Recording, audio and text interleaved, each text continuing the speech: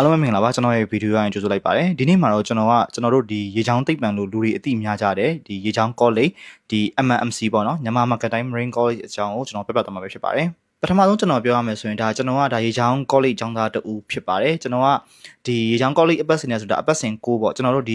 ီကျွန်တော်ရေချောင်းသိပ္ပံအပတ်စဉ်နဲ့ဆိုတာ CD43 ကတက်ရောက်ခဲ့ကျောင်းသားတူဖြစ်ပါတယ်ကျွန်တော်တို့ဒါရေချောင်း college ခင်မှာတက်ခဲ့ရဆိုပေမဲ့လေဒါပေမဲ့ကျွန်တော်ကကိုယ်တိုင်ကလည်းဒါရေချောင်းသိပ္ပံဆိုတဲ့စကားသုံးနှုန်းကျွန်တော်ဆွဲနေပြီပေါ့နော်အဲ့ဒီအတွက်ကျွန်တော်ဒီထဲမှာကျွန်တော်ရေချောင်းသိပ္ပံလို့လည်း3နှစ်3မယ်ရေချောင်း college လို့လည်း3နှစ်3မှာဖြစ်ပါတယ်အဲ့တော့ကျွန်တော်ပထမဆုံးကျောင်းတော့စပြပေါ့နော်ကျွန်တော်ကျောင်းမှာတော့ကျွန်တော်တို့ဒါ major 3ခုပေါ့နော်အခုလက်ရှိခေါ်နေတဲ့ major 3ခုရှိရဲပထမတစ်ခုကတော့ nautical science ဖြစ်ပါတယ်ဒုတိယတစ်ခုကဒါ mechanical engineering marine engineering လည်းခေါ်တာပေါ့နော် marine engineering ဖြစ်ပါတယ်တတိယတစ်ခုကဒါ electrical ဘိုင်းပေါ့နော် electrical ဘိုင်း ETO အတွက်ဖြစ်ပါတယ်ကျွန်တော်တို့ခေတ်တုန်းကတော့ဒါ nautical science နဲ့ဒါ marine engineering နှစ်ခုလည်းရှိခဲ့တယ်ပေါ့နော်ဒါအခုဒါကျွန်တော်အထင်ပြောရရင် electrical ကတော့ခေါ်တာတော့တိတ်မကြသေးဘူးပေါ့နော်ဒီနေရာမှာကျွန်တော်အခုမှရှောက်မဲ့ညီလေးတွေကိုကျွန်တော်တခုပြောချင်တယ်ပေါ့နော်ဒါကတော့ဘာလဲဆိုတော့ဒီကိုကဘယ်အပိုင်းဝါသနာပါလဲဆိုတော့အရင်ဆုံးလေ့လာပြီးတော့စုံစမ်းပေါ့နော်ဒါကျွန်တော်တို့ခေတ်တုန်းကဆိုရင်တော့ဒါ YouTube တွေပိုင်းမှာဒါတက်ကဘာလဲ engine ဘာလဲဆိုတာမရှိဘူးပေါ့နော်တကယ်တင်မောသားမျိုးရှိရလူကပဲတက်ကဘာလဲ engine ဘာလဲဆိုတော့သိရပါပေါ့နော်အခုခေတ်မှာတော့ဒါတက်ကဘယ်လိုမျိုးအလုပ်တွေလုပ်ရလဲ engine ကဘယ်လိုမျိုးအလုပ်တွေလုပ်ရလဲ electrical ဘိုင်းကဘယ်လိုမျိုးအလုပ်တွေလုပ်ရလဲဆိုတာ YouTube တွေဒီဘာတွေရှာကြည့်လို့ရနေပြီပေါ့နော်အဲ့တော့အရင်ဆုံးကိုကဘယ်မေဂျာကိုရှောက်ချင်တာလဲဘယ်လိုအလုပ်မျိုးကိုလုပ်ချင်တာလဲဆိုတော့ပထမဦးဆုံးဒါလေးလာပြီးတော့မှဒီအကြောင်းမှာရှောက်ပေါ့နော်ဒီမေဂျာ3ခုတွေကတစ်ခုခုရွေးပေါ့ဘာဖြစ်လို့ဒီလမ်းကဒီတင်မော engineer ဖြစ်ဖြစ်ဒီတင်မော data officer ဖြစ်ဖြစ်ဒီ electrical ဘိုင်းဖြစ်ဖြစ်ကဒါစရှောက်ပြီးဆိုရတဲ့ဒါအဆုံးထိရှောက်ရင်တော့ပိုကောင်းတာပေါ့နော်အဲ့ဒီအတွက်ကိုကဝါသနာမပါဘဲနဲ့ဒီကိုကတကယ်လို့ nautical ဘိုင်းကိုဝါသနာပါပြီး engine ဘိုင်းရှောက်မိနေတာမကောင်းဘူးပေါ့ဒါ engine ဘိုင်းကိုဝါသနာပါပြီး nautical ဘိုင်းရှောက်မိလည်းမကောင်းဘူးပေါ့နော်အဲ့တော့ပထမဆုံးကိုဘာကိုဝါသနာပါလဲကိုကဘာနဲ့တင့်တော်မလဲကိုကဘာကိုသဘောကျလဲဆိုတဲ့ဟာအရင်ဆုံးအရင်လေ့လာလိုက်ပေါ့လေ့လာလိုက်ပြီးတော့မှဒီရှောက်တာတော့ကျွန်တော်တို့ပို့ပြီး recommend ပေးရပေါ့နော်ကျွန်တော်ရေချောင်းသိပ္ပံဗမာရှိလဲဆိုတော့ဒါကျွန်တော်တို့ကမာရွတ်မှာရှိပါတယ်ကမာရွတ်မြို့နယ်မှာတည်ရှိတာဖြစ်ပါတယ်ကျွန်တော်တို့ကျောင်းကကြတော့ဒါတခြားတက္ကသိုလ်ကြီးနဲ့ရှင်တော့ဒါကျောင်းဖွင့်ချိန်ကနည်းနည်းတော့နောက်ကျရဲကျောင်းဖွင့်ချိန်ကဘယ်လိုနောက်ကျလဲဆိုတော့ဒါပုံမှန်ဆိုတက္ကသိုလ်တွေကဒီဇင်ဘာလာ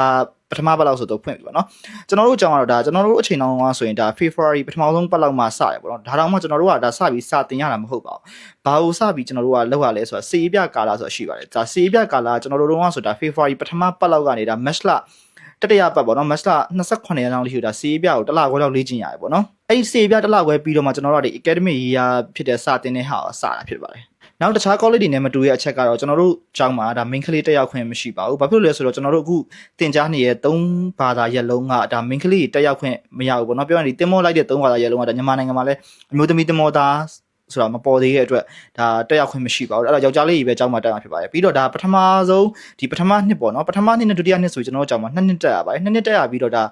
ပထမနှစ်ကတော့ဒါကျောင်းအိတ်ကျောင်းစားနဲ့တကယ် training ကာလဖြစ်ပါတယ်တစ်နှစ်လုံးကဒါအိမ်မပြန်ရဘူးစနေတနင်္ဂနွေဆိုရင်တော့ဒါ surely ပဲရမယ်ပေါ့နော်ဒီတခြားကျွန်တော်တို့ဒါမမရကျွန်တော်တို့ခေတ္တကဆိုရင်တော့ဒါတကြံတွင်းလောက်ပဲကျွန်တော်တို့အိမ်ပြန်ရတစ်ခါပြန်ရတယ်ပေါ့တကြံတွင်း10ရက်လောက်ပဲကျွန်တော်အိမ်ပြန်ရတယ်ကျန်တဲ့ဒီကျောင်းပထမနှစ်ပြီးရဲ့အချိန်ကြီးကကျောင်းမှာပဲကျောင်းအိမ်ကျောင်းစားနေရတယ်စနေတနင်္ဂနွေနေမှာဒါ surely လို့ခေါ်တဲ့အပြင်ထွက်ခွင့်ကိုဒါမနက်9နာရီကနေညနေ9နာရီထိရတယ်ပေါ့နော်ညနေ9နာရီဆိုရင်တော့ကျောင်းကိုပြန်လာတာဖြစ်ပါတယ်အဲ့တော့ပထမဦးဆုံးအနေနဲ့ကျွန်တော်စေးပြကာလာကိုပြောချင်ပါတယ်ဒါကျွန်တော်တို့စေးပြကာလာကျွန်တော်အရှိမပြောရသလိုပဲဒါ February ပထမပတ်ပေါ့နော် February ပထမပတ်ကနေဒါဒီနှစ်တင်မှာတော့စောရင်တော့စောနိုင်တာပေါ့နော်ကျွန်တော်တို့အရင်နှစ်တည်းကနေကျွန်တော်နှစ်တကအကြောင်းကျွန်တော်ပြောရဖြစ်ပါတယ်ဒီ February ပထမအပတ်ကနေပြီးတော့ဒါ March လ28ရက်လောက်ထိကိုတို့ကဒီစေးပြတစ်လခွဲလောက်လုပ်တယ်ပေါ့နော်ဒီစေးပြတစ်လခွဲလုပ်တဲ့ကာလာမှာလေဒါကဒီပထမဆုံး2ပတ်လောက်3ပတ်လောက်ကအိမ်နဲ့မတွေ့ရပါဘူးကျွန်တော်တို့ဒါ2ပတ်3ပတ်လောက်နေပြီးတော့မှဒါပထမဆုံးအိမ်နဲ့အဲ့တွေ့ဆိုတဲ့ဟာကိုဒါကျွန်တော်တို့ဒါစနေလားတနင်္ဂနွေလားမသိဘူးတစ်ချိန်ရပါတယ်အဲ့တစ်ချိန်မှာဒါအိမ်ကလူတွေလာတွေ့ကြရပါတော့ကျွန်တော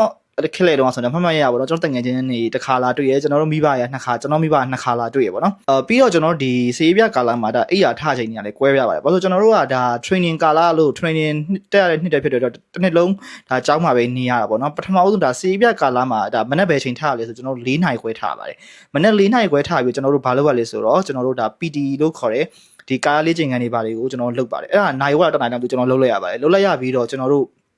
ဝင်းနေပါလိပတ်ပေးရပါတော့အဲ့ဒီပါကျွန်တော်လုပ်ပြီးတော့ကျွန်တော်တို့ဘာလုပ်ရလဲဆိုတော့ကျောင်းကိုတန်ရှင်းရေးအဲ့တော့တန်ရှင်းရေးတော့ကျွန်တော်မရှိသေးဘူးထင်ကျွန်တော်လည်းတေချာတော့မှတ်မိတော့ဘူးပေါ့နော်အဲ့တော့တန်ရှင်းရေးမရှိဘူးပေါ့အဲ့တော့ဘာလုပ်ရလဲဆိုတော့ကျွန်တော်တို့ထမင်းစား ထမင်းစားဖို့အတွက်မနက်စာစားဖို့အတွက်ကျွန်တော်လူစုတာဖြစ်ပါတယ်မနက်6နာရီတော့မှကျွန်တော်ဒါမှမဟုတ်ကျွန်တော်မနက်စာစားဖို့အတွက်ကျွန်တော်တန်းစီရပါတယ်မနက်စာစားဖို့တန်းစီပြီးတော့ကျွန်တော်တို့တွေဒီပေါ့နော်မနက်စာစားတယ်မနက်စာစားပြီးတော့ဘာစားလဲဆိုတော့6နာရီခွဲ9နာရီလောက်ကစားပြီးကျွန်တော်တို့ဒီစေးပြလေ့ကျင့်မှုအတွက်ကျွန်တော်ပထမဆုံးကျွန်တော်တို့စပြီးလေ့ကျင့်ခန်းလုပ်ပါတယ်ဒီမနက်ပိုင်းလေ့ကျင့်ခန်းပေါ့နော်မနက်ပိုင်းလေ့ကျင့်ခန်းလုပ်ဒီစေးပြလေ့ကျင့်ခန်းကျွန်တော်လုပ်ပါတယ်ဒီလုပ်တော့ကျွန်တော်မနက်7နာရီခွဲလောက်ထိကျွန်တော်လုပ်တယ်ဗျမနက်တစ်ခါကျရင်မနက်7နာရီပေါ့နော်အချိန်ကတော့မတူဘူးပေါ့နေကအဲ့အချိန်မှာအရန်ပူတဲ့အချိန်ပေါ့နော်ကျွန်တော်ဒီ match လ February match ဆိုတာတကယ်နေအရန်ချစ်တော့ပူနေတဲ့အချိန်မှာကျွန်တော်ကျောင်းကစေးပြခွင့်ကျွန်တော်စေးပြလုပ်ရပါတယ်ကျွန်တော်တို့ပြီးတော့ကျွန်တော်နေ့လယ်2နာရီခွဲလောက်မှာကျွန်တော်တို့စေးပြပြန်စပါတယ်ခြားထဲမှာထမင်းစားခြင်းတွေပါရှိရပါတော့နေ့လယ်2နာရီခွဲကနေဘယ်လောက်ထိလို့လဲဆိုတော့4နာရီခွဲ9နာရီထိလုပ်ပါတယ်အဲ့ဒီအချိန်မှာကျွန်တော်မှတ်ရပြောရင်ကျောင်းတန်ရှင်းကျွန်တော်တို့မလုပ်ရသေးဘူးထင်ပါတယ်ကျွန်တော်တို့ပြီးတော့ကျွန်တော်တို့ဒါညပိုင်းပေါ့နော်ညပိုင်းကတော့ဒါပုံမှန်တန်းထမင်းစားတာ6နာရီညနေ6နာရီ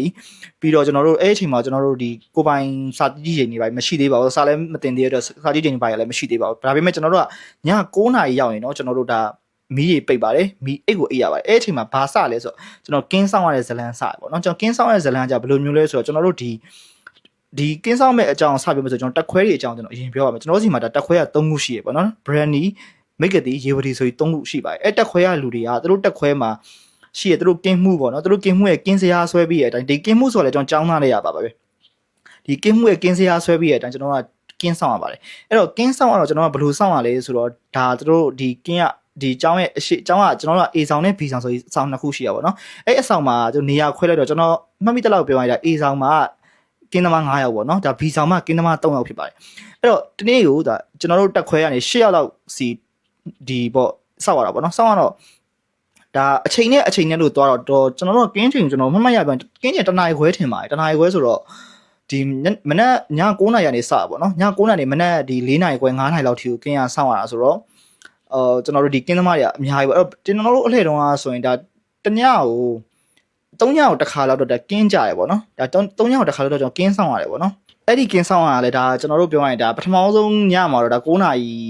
လောက်ကြာရင်တော့အိတ်သေးအချိန်ဆိုကိစ္စမရှိဘူးနောက်ပိုင်းဒီနောက်ရက်ဒီမှာကျတော့ကင်းကတဖြည်းဖြည်းနဲ့ဒါ rotate တော့လှည့်ပြီးသွားနေဆိုတော့ဒါညနက်ပိုင်းကင်းနေတို့မနက်ဦးပိုင်းကင်းနေပါဆိုတော့ဆောင်ရရှိပါတယ်အဲ့လိုမျိုးတကယ်လို့ကိုက maybe မဆောင်မိရလို့အဲ့ရမနိုးဘဲနဲ့မထမီတော့မဆောင်မီလို့တကယ်စစ်ဆေးအရာရှိကတွေ့သွားရဲဆိုရင်တော့ဒါအပြစ်ပေးခံမှာဖြစ်ပါတယ်ဒါကြောက်အောင်6လံပြောတာမဟုတ်ပါဘူးဒါဒီတိုင်းပြောပြတာဖြစ်ပါတယ်အခုပြောလိုက်တဲ့ဒီကင်းဆောင်နယ်တို့ဆေးပြလုပ်တဲ့ဟာတွေဒါမျိုးကိုဒါတလခွဲလောက်ဖြတ်ပြီးသွားပြီဆိုရင်တော့ဒါဂုဏ်ယူပါတယ်ဒါ academic year စဖို့အချိန်ရပါပြီ academic year စရင်တော့ကျွန်တော်တို့ကဘယ်ချိန်ပြန်ထလဲဆိုတော့မနက်9နာရီခွဲတော့ကျွန်တော်တို့ပြန်ထပါတယ်မနက်9နာရီခွဲထပြီးတော့ကျွန်တော်တို့ကဒါဒီခုန PT တို့ပါတော့လောက်ရတာပေါ့နော်ထုံးတဲ့တိုင်းအဲ့ဒီအချိန်မှာဘာဝင်လာလဲဆိုတော့ကျောင်းတန်ရှင်းရေးဝင်လာပါတယ်ကျောင်းတန်ရှင်းရေးကိုကျွန်တော်နိုင်ဝက်တနိုင်လောက်လုပ်ပြီးသွားတဲ့အခါမှာကျွန်တော်မနက်စာစားဖို့လုပ်ရပါတယ်အဲ့မနက်စာစားဖို့မလုပ်ခင်မှာကျွန်တော်တို့ဘာလုပ်လဲဆိုတော့ကျွန်တော်တို့အခန်းတွေကိုကလေးရောက်စစ်ပါတယ်အဲ့ကလေးရောက်စစ်တာဘာတွေကလဲဒါကကျွန်တော်တို့ပြောရရင်တော့ဒီကျွန်တော်တို့ပြပါလိမ့်မယ်သူတို့တွေပြပြီးတော့ဒါအဆင်ပြေသလိုလုပ်ကြပါလိမ့်မယ်ဒါကိုယ့်အကိုကျောင်းလေးရောက်ဝင်တည်သွားပါလိမ့်မယ်ပေါ့နော်ပြီးရင်တော့ကျွန်တော်ဒါစာသင်ခန်းတွေကိုသွားပါတော့မနက်စာစားပြီးသွားတော့စာသင်ခန်းသွားပြီးစာသင်ချိန်ကတော့ဒါမနက်8နာရီခွဲလောက်ကနေပြီးညနေ3နာရီခွဲ4နာရီပေါ့နော်4နာရီပြီးသွားရင်တော့ဒါခုနကကျွန်တော်ပြောအရှိမပြောရသလိုပဲပြန်ကျောင်းခန်းကနေကျွန်တော်တို့အဆောင်တွေကိုပြန်လာမယ်ပြီးတန်းစီပြီးတော့တန်ရှင်းအကြောင်းကိုညနေပိုင်းတန်ရှင်းပြန်လုပ်ကြမယ်ပေါ့နော်တန်ရှင်းပြန်လုပ်ကြပြီးတော့ညစာထမင်းစားမယ်အဲ့မှာဘာပြန်စားလဲဆိုတော့ညစာထမင်းစားပြီးသွားပြီဆိုရင်ကျွန်တော်တို့ကိုပိုင် self study ချိန်ပေါ့သူတို့ကပေးပါတယ်ဒါ3နာရီလောက်မသိဘူးပေးပါည9နာရီခွဲလောက်ထိပေးရပေါ့နော်အဲ့9နာရီခွဲ self study ပြီးသွားရင်တော့ဒါ8ချိန်ရောက်ပြီပေါ့8ချိန်ရောက်ရင်တော့ဒါထုံးစံအတိုင်းမီးပိတ်မယ်ကင်းဆောင်တဲ့လူကစောင့်မယ်မနေ့ကျရင်တစ်ခေါက်ပြန်ထမယ်ပေါ့နော်အဲ့လိုမျိုးမှာဒါစနေတနင်္ဂနွေဆိုရင်တော့ကျွန်တော်တို့ကဒီ show league ဆိုတာရပါတယ်ရှိုးလီရလူတိုင်းတော့မရဘူးလူတိုင်းမရဘူးဆိုတာထက်ဒါမထွက်ရတဲ့လူတွေရှိရပြောချင်တာပေါ့ဒါရှိုးလီကထွက်ချင်တဲ့လူကဒါစည်ရင်းပေးရတယ်ပေါ့နော်ဒါတောက်ကြနေညမှာဒါစည်ရင်းလိုက်ကောက်တယ်ပေါ့နော်ဒါကျွန်တော်တို့နှစ်ကအကြောင်းကျွန်တော်ပြောတာပေါ့ဒါတူချင်မှလည်းတူမယ်ရှေ့နှစ်တွေနောက်နှစ်တွေနဲ့လည်းတူချင်မှလည်းတူမယ်ပေါ့နော်စည်ရင်းကောက်တယ်ပေါ့နော်စည်ရင်းကောက်တော့တကယ်လို့စည်ရင်းကောက်တဲ့လူကပဲဒါရှိုးလီထွက်ပါဒါရှိုးလီကလူတိုင်းလည်းထွက်လို့မရဘူးပေါ့နော်ခုနကပြောသလိုပဲစည်ရင်းပေးထားတဲ့လူပဲထွက်လို့ရတယ်ဘယ်သူတွေထွက်လို့မရဘူးလဲဆိုရင်ဒါစည်ရင်းမပေးထားတဲ့လူတွေထွက်လို့မရဘူးပြီးတော့ဒီတခုခုကြောင့်အပြစ်ဒဏ်ကြခံနေရတဲ့လူတွေပေါ့နော်အဲ့လိုလူတွေလည်းထွက်လို့မရပါဘူးဒါအဲ့လူတွေတော့ရှိုးလီကိုစနေနေ့မှာပြန်ထွက်လို့မရပဲဒါတစ်ရက်ဖြစ်ဖြစ်နှစ်ရက်ဖြစ်ထွက်လို့မရပဲနောက်တစ်ပတ်မှသူတို့ထွက်ဖို့စောင့်မှာဖြစ်ပါတယ်ကျွန်တော်တို့ကြောင့်မှာဒါနောက်တစ်ခုပေါ့နော်ဒါကျောင်းဝတ်စုံပေါ့ဒါကျောင်းဝတ်စုံကတော့ခုနှစ်တွေမှာဒါအမျိုးမျိုးပေါ့နော်အများကြီးသူတို့ တွေ့ပေါ့ကျွန်တော်တွေ့ရောကျွန်တော်ကျောင်းကိုသွားပြီးတစ်ခါတလေလဲပြတဲ့ခါကျရင်ကျောင်းဝတ်စုံအများကြီးတွေ့ပါအဲ့ဒီတည်းမှာကျွန်တော်တို့ဒီကျောင်းဝတ်စုံမှာဒီအထူးခြားဆုံးနဲ့ဒီဟိုဟာဖြစ်တဲ့ကျွန်တော်အမြဲတမ်းဝတ်ရတဲ့အရာတော့ဇင်ပြဖြစ်ပါတယ်ဒါနောက်ပိုင်းနေမှာတော့ဇင်ပြဝတ်ရလားမဟုတ်ရလားမသိဘူးကျွန်တော်တို့နှစ်ကတော့ဒါဇင်ပြတော့ကျွန်တော်တို့ဒီ first year ကျောင်းအိတ်ကျောင်းစားဘွားမှာပေါ့နော်ကျွန်တော်တို့ဒါကျွန်တော်တို့စာသင်ချိန်နဲ့တခြားPT ချိန်တို့ပါပါလွင်တချင်ကျန်တဲ့ချိန်ကုန်တော့လည်းအချိန်ပြကျွန်တော်ဇင်ပြဝတ်ထားရတယ်ပေါ့နော်ဘာဖြစ်လို့ကျွန်တော်တို့ကဒီတန်းစီတာဖြစ်ထမင်းစားတာဖြစ်ဆိုကျွန်တော်ဇင်ပြနဲ့စားရတဲ့ဇင်ပြကျွန်တော်တို့ uniform လို့ဖြစ်နေတာပေါ့နော်အဲ့တော့ကျွန်တော်ဇင်ပြကလည်းဒါကျွန်တော်တို့တက်မရှိဖြစ်ပါပြီးတော့ကျွန်တော်တို့ဆေးပြလေ့ကျင့်တဲ့အချိန်မှလည်းဒါကြောင့်ဇင်ပြဝတ်ပြီးလေ့ကျင့်ရတယ်ပေါ့နော်ဆေးပြတာဘာကြောင့်လုပ်ရလဲဆိုတာကျောင်းဆင်းဝဲချောင်းပေါ့နော်ကျောင်းဆင်းဝဲကြောင့်ပထမနှစ်မှာကြောင့်ကျွန်တော်တို့ကဒီ second year ကျောင်းဆင်းမဲ့ဒီအကိုတွေကိုကျွန်တော်တို့ဂုံပြူရတာပေါ့နော်ဒါကျွန်တော် second year ရောက်သွားရင်တော့ဒီကျွန်တော်တို့ first year ညီငယ်တွေကပြန်ပြီးတော့ဂုံပြူတာပေါ့နော်အဲ့ဒီဂုံပြူတဲ့ကျောင်းဆင်းပွဲတွေကျွန်တော်တို့ကဒါဆေးပြလုပ်ပြီးလေ့ကျင့်ရတာဖြစ်ပါတယ်ကျွန်တော်တို့နှစ်မှာတော့ဒါ first year ဆေးပြပြီးသွားရင်ဒါ second year မှာလာမလျှောက်ရဘူးတော့နောက်မှသတင်းတွေကြားရတဲ့အရာတော့ဒီနောက်ပိုင်းနှစ်တွေမှာတော့ဒါ first year ပြီးသွားလဲဆေးပြလာလျှောက်ရတယ်လို့ကျွန်တော်ကြားပါတယ်ဒီ second year အကြောင်းဆိုမှာအဲ့တော့သူကလူကတော့ပိုများသွားတာပေါ့နော်ကျွန်တော်တို့နှစ်တွေတစ်ခါအဆိုင်ပေါ့နော် okay ပါဒါဆိုကျွန်တော်တို့ဒီစာသင်ချိန်ပထမနှစ်မှာတော့ဒါခုနကပြောသလိုပဲအကြောင်းကြီးအကြောင်းစားကြီးကျွန်တော်တို့နေခဲ့ရပြီးသွားပြီပေါ့နော်ဒါ second year တော့ကျွန်တော်အင်ရန်တက်ရတာပေါ့နော်အင်ရန်တက်လို့လည်းနေရတယ်ကျွန်တော်တို့နှစ်တုန်းကတော့ဒါ second year အဆောင်နေခြင်းနဲ့သူတွေလည်းနေလို့ရတယ်လို့ပြောပါတယ်ဒါပေမဲ့ကျွန်တော်ဦးတီးရတဲ့လောက်ကတော့ဒါ first year တွေလောက်ပဲအဆောင်နေရတယ်လို့ပြောပါတယ် second year တော့အဆောင်နေခွင့်မရှိတော့လို့ကြားပါတယ်အဲ့တော့ first year second year တကယ်လို့ကိုကဖြတ်တန်းပြီးသွားတဲ့အချိန်မှာဒါဘာလို့ရလဲဆိုတော့ဒါပထမအဦးဆုံးဓာတ်ကလူတွေဆိုရင်တော့ဒါဓာတ်ကလူပဲဖြစ်ဖြစ်အင်ဂျင်နီယာလူပဲဖြစ်ဖြစ်ဒါ Forticat တို့ဘာလို့ပေါ့နော်ဒါ Basic Safety Training ခေါ်တဲ့ BST ပဲတက်ရတယ်ပေါ့နော်ဒါတွေကတော့ဒီပြောရင်တခြားသင်တန်းကျောင်းတွေကျွန်တော်အရှိအဝေးကြီးမပြောချင်တော့ပါဘူးဒါတွေအကုန်လုံးကကျောင်းကသူ့လိုစီစဉ်ပေးသွားပါလိမ့်မယ်ပေါ့နော်ဒီ PS ကျွန်တော်တို့ကဆိုရင်ဒါ PS passport ရတဲ့အထိကျွန်တော် CDC ရတဲ့အထိကျောင်းကလုပ်ပေးသွားတယ်ပေါ့နော်ပြီးတော့ကျွန်တော်တို့ဒီ second year ပြီးကန်ဒီလောက်မှာဘယ်သူတွေကလာခေါ်လဲဆိုတော့တင်မောကုမ္ပဏီတွေကလာခေါ်ပါတယ်တင်မောကုမ္ပဏီကနေပြီးတော့ interview တွေလာခေါ်ပြီးတော့သူတို့သဘောကျတဲ့အကြောင်းသားတွေကိုရွေးချယ်သွားပါတယ်သူတို့တွေကဒါ cadet program နဲ့ပေါ့နော်ဒီတင်မော line တွေမှာအကြောင်းပြရနဲ့အလုပ်တန်းရမယ့်လူတွေဖြစ်ပါတယ်အဲ့လိုမှမဟုတ်ဘူးဆိုရင်ကိုကဒီအကြောင်းပြီးပြီးတော့ဘယ် cadet program မှာကိုကမပါသွားဘူးဆိုရင်ကိုကအကြောင်းပြီးသွားပြီးတော့မှဒါကိုကကိုအပြင်တခြားတင်မော line တွေလိုက်ရှာပြီးတော့တက်ရင်လေတူတူပါပဲဘာမှတော့ကွာခြားမှုတော့မရှိပါဘူးเนาะကျွန်တော်ဒါကျောင်းနှစ်ပြီးသွားရင်တော့ကျွန်တော်တို့ဒီကျောင်းစင်းပွဲမတိုင်ခင်မှာလုပ်ရတဲ့အလုပ်တစ်ခုရှိပါတယ်အဲ့ဒါဘာလဲဆိုတော့ C training မှာC training ကတော့ကျွန်တော်တို့ခေတ်တုန်းကဆိုရင်တော့ first year second year အတူတူပေါင်းပြီးတော့တွားကြရပါတော့เนาะကျွန်တော်တို့ခေတ်တုန်းကကိုကျွန်းတွားတယ်ဟန်ကြီးကျွန်းတွားရပါတော့ဒါပေမဲ့ကျွန်တော်နောက်နှစ်တွေမှာတော့ဒါဘိတ်တို့ကော်တောင်တို့ဘက်တွားရင်လည်းတွားမှာပေါ့เนาะဒါတစ်ခုနှစ်တစ်ခုတော့မတူနိုင်ပါဘူးဒါ C training တော့တစ်ပတ်လောက်တွားတယ် C training တစ်ပတ်လောက်တွားပြီးတော့ဒီ C training တစ်ပတ်အတွင်းမှာဒါသူတို့တင်ကြားပေးတဲ့ဟာလေ့ကျင့်ပေးတဲ့ဟာသူတို့တမောမှာသူတို့လက်တွေ့ပြပြီးလေ့ကျင့်ပေးရပေါ့တင်ကြားပေးရပေါ့เนาะအဲ့ဒါပြီးသွားရဆိုရင်တော့ဒါခုနကကျွန်တော်ရှေ့ကပြောတဲ့တင်တန်းတွေပါတက်ပေါ့နော်တင်တန်းတွေပါတက်ပြီးသွားလို့ CDC passport ရရင်တော့ဒါတင်မောတက်ဖို့တက် ready ဖြစ်နေပါပြီပေါ့ဒါအခုပြောရတာဒါ MMC နဲ့ပတ်သက်ပြီးတော့ဒါရေဘူးရအကြောင်းကျွန်တော်ပြောရတာဖြစ်ပါတယ်ကျွန်တော်ကြောင်းကဒါခုနကပြောသလိုပဲအရှိကတောင်တယုံလူဆိုရင်တော့ဒါမင်းတို့ကြောင်းကြီးကစီကန်းကြီးရပါဟုတ်ပါတယ်စီကန်းတော့ဒါစီကန်းနဲ့ကန်နဲ့တော့နေရတယ်ပေါ့နော်သူက college ဖြစ်တဲ့အပြင်ဒါ training နဲ့အတူသွားတဲ့အတွက်ကြောင့်ဒါတက္ကသိုလ်ကျောင်းသားတွေတို့မျိုးလွတ်လပ်ခွင့်တော့ကျွန်တော်တို့ရမှာမဟုတ်ပါဘူးဒါပေမဲ့ကျွန်တော်အတွေ့အကြုံတွေပြောရမယ်ဆိုရင်ကျွန်တော်တို့ပြောခဲ့တဲ့အရာလေးတော့ရှိပါတယ်ဒါတငယ်ချင်းတွေလည်းရခဲ့တယ်တငယ်ချင်းကောင်းတွေလည်းရခဲ့တယ်ဒီအတွေ့အကြုံတွေဆိုလည်းအများကြီးရခဲ့တယ်ပေါ့နော်ဒါကျွန်တော်အနေနဲ့ရေချောင်းသိပ္ပံတက်ရင်းနဲ့ပထမအဆုံးအမှတ်တရလေးကိုပြပြရမယ်ဆိုရင်တော့ဒါပထမအဆုံးနေ့မှာရင်စတာပေါ့နော်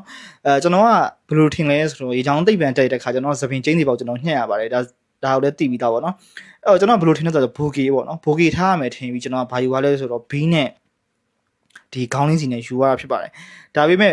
ဟိုလဲရက်ကောသူကဘီးနဲ့ခေါင်းလင်းစီ30မလို့လောက်အောင်အပီစပင်တွေဒီကတုံးထိတ်ကက်ကွေနဲ့တွေ့နေရဖြစ်ပါတယ်အဲ့တော့တကယ်ပေါ့နော် share အတွေ့ခံရတာပေါ့အเจ้าမှာဒီပထမနှစ်ကတဝက်လောက်ကအဲ့ဒီစပင်ကီနဲ့နေရတာဖြစ်ပါတယ်ဒါပြီးတော့မှဒါဒီစပင်ကီကိုပေါ့နော်ဒီစပင်ကိုမရှိဘဲနဲ့သူတို့တတ်မှတ်ထားတဲ့ပုံစံအတိုင်းညှက်ရတာဖြစ်ပါတယ်ဒါစပင်တက်တဲ့နေရာမှာလည်းနှစ်မျိုးရှိရပေါ့ကျွန်တော်တို့ခေတ္တကတော့ပေါ့နော်တကယ်လို့ကိုက show လိသွားလို့အပြင်ထွက်တဲ့အချိန်မှာအပြင်မှာသူတို့တတ်မှတ်ထားတဲ့စပင်ပုံစံတိုင်းကိုညှက်ခဲ့တကယ်လို့မညှက်ခဲ့ဘူးဆိုရင်ဒါအเจ้าကသူတို့ copy ရဲ့စပင်ညှက်ဆရာရှိရပေါ့နော်အဲ့စပင်ညှက်ဆရာနဲ့ညှက်မှာဖြစ်ပါတယ်ကျွန်တော်ခုနအရှိရပြောဖို့မိပါပေါ့နော်ဘာလဲဆိုတော့အဲ့ဒါဘာခုနကျွန်တော်ထမင်းစားတဲ့အချိန်ကြီးကျွန်တော်မနက်ပိုင်းကြောင်းဒီမသွားခင်ဘာလို့ရလဲဆိုတော့အလန်တင်အခမ်းအနားလုပ်ရတာပါအလန်တင်အခမ်းအနားတော့ဒါတော့ကျွန်တော်တို့တစ်ပတ်မှာ900လောက်တော့ရှိရပေါ့နော